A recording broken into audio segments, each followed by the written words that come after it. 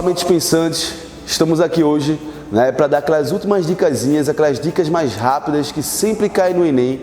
E na geografia, uma coisa que sempre cai, que sempre está ali, pelo menos fazendo uma presença, nem que seja numa questão direta, mas que seja dentro de outra questão, é o assunto de clima.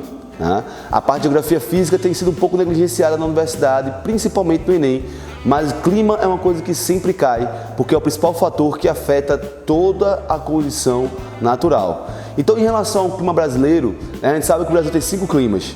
Começando da menor latitude para a maior latitude, a gente tem o clima equatorial, o clima tropical, o clima semiárido, o clima tropical úmido, o clima subtropical.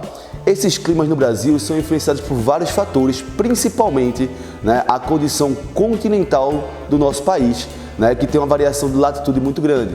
Mas com certeza o principal fator são as massas de ar. As massas de ar que são principalmente distribuidoras de umidade e temperatura no nosso continente.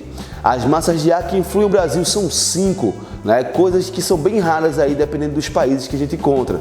No Brasil, temos 5 massas de ar que influenciam o nosso clima. Temos a massa equatorial continental, a massa equatorial atlântica, a massa tropical atlântica, a massa tropical continental e a massa polar atlântica.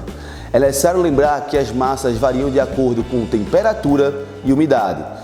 Nós sabemos que normalmente quando a massa de ar nasce numa região equatorial ou numa região tropical, ela nasce com características quentes, enquanto a massa polar ela é a única fria do continente brasileiro. Então vamos falar bem rápido aí sobre cada um e como ela influencia. Primeiro vamos começar com a massa equatorial continental, que ela é uma característica única do Brasil, porque uma massa equatorial quente, uma massa continental, normalmente ela seria seca, mas como ela nasce em cima da bacia hidrográfica do Amazonas, que é a maior bacia hidrográfica do mundo, ela nasce úmida e a influência dela é principalmente no centro-oeste e no semiárido, distribuindo chuvas aí no verão, já que ela é uma massa quente, temos aí mais força e maior intensidade na época do verão para distribuir chuva, tanto para o clima tropical quanto para o clima semiárido. Temos também a massa equatorial atlântica, que nasce em baixas latitudes, ali próximo ao Equador, e se desloca do Atlântico para dentro do nosso continente. Essa massa equatorial atlântica é quente e úmida, e essa massa traz chuvas principalmente para o norte do Brasil e para o litoral do Nordeste. As chuvas no norte são principalmente chuvas convectivas, através de evaporação, condensação e precipitação no mesmo lugar. A nossa massa tropical continental, ela é a nossa única massa considerada seca, já que ela nasce em cima do continente, atrás ali dos Andes e não tem muita umidade.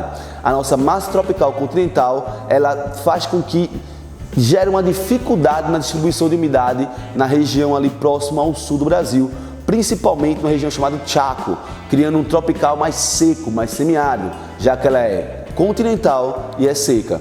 As nossas duas massas mais importantes é a massa tropical atlântica, que ela vem do Oceano Atlântico, na região tropical, então ela é quente e úmida e traz umidade para todo o litoral e ela age o ano todo, certo? Isso é importante lembrar, não esqueça a fera, As massas quentes, elas têm forças mais no verão, as massas frias no inverno, então temos 4 massas quentes.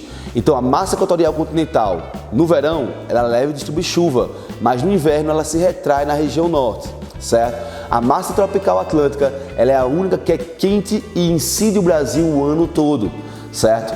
Mas com certeza a massa polar atlântica é a nossa única massa fria que vem lá da região polar, passa pelo Oceano Atlântico acumulando umidade, ela gera 3 fenômenos. Primeiro, quando atinge a região sul, ela gera um fenômeno chamado de geada, causando queda de temperaturas e congelamento superficial da transpiração da vegetação e dos animais.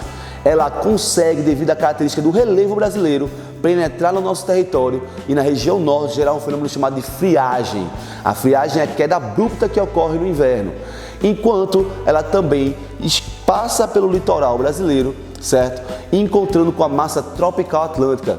Quando tem uma massa polar, que é fria, e uma massa tropical, que é quente, quando elas se encontram, gera um choque térmico. Esse choque térmico vai caracterizar chuvas frontais, que são chuvas intensas e que geram o clima tropical úmido. Tropical, quente e úmido porque chove muito, certo? O tropical normal chove no verão e tem seco no inverno. Tropical úmido vai chover mais no inverno. Por quê? Por causa do encontro da massa polar atlântica com a massa tropical atlântica, que ocorre só no inverno. Porque como ela é uma massa fria, ela não tem força no verão.